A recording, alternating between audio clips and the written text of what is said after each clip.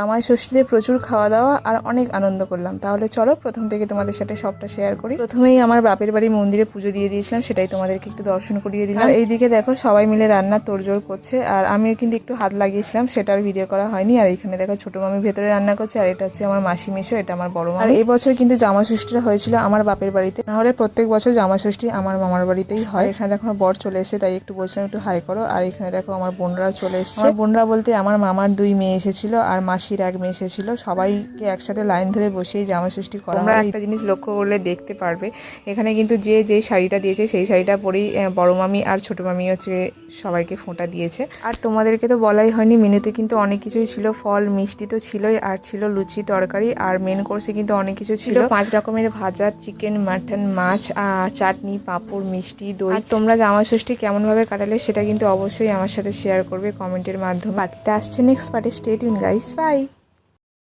তোমরা তো আগের পার্টে দেখেইছিলে যে বড় মামি ফোঁটা দিচ্ছে, দেখো এক এক করে সবাইকে ফোঁটা দেওয়া হয়ে গেছে। দাঁড়াও তোমাদেরকে আমি সবার সাথে আলাপ করে দিই। এটা হচ্ছে আমার ছোট মেশো, এটা হচ্ছে আমার বড় জামাইবাবু মানে আমার বড় মামার মেয়ে, তার হাজবেন্ড।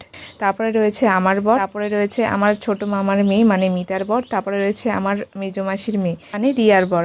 এরপরে কিন্তু আমার বাবাও ফোঁটা নিয়েছিল, কিন্তু সেটার ভিডিওটা আমি এখন আর খুঁজে পাচ্ছি না, তাই আর শেয়ার করতে পারলাম না। আর আমার ভিডিওগুলো যদি ভালো লাগে থাকে তাহলে অবশ্যই একটা লাইক, শেয়ার আর কমেন্ট করে দেবে। তোমাদের এই একটা লাইকেই আমি আরও অনুপ্রেরণা পাবো যে পরের আরও ভিডিওগুলো করার জন্য। খাওয়া দাওয়ার পরে আমরা একটু রেস্ট নিয়েছিলাম, তারপরে বেরিয়ে পড়েছিলাম ঘুরতে যাওয়ার জন্য। গিয়েছিলাম হচ্ছে বকখালিতে, আর মাঝখানে নামখানার ব্রিজ যেহেতু অনেকেই দেখো একটু দাঁড়িয়েছিলাম।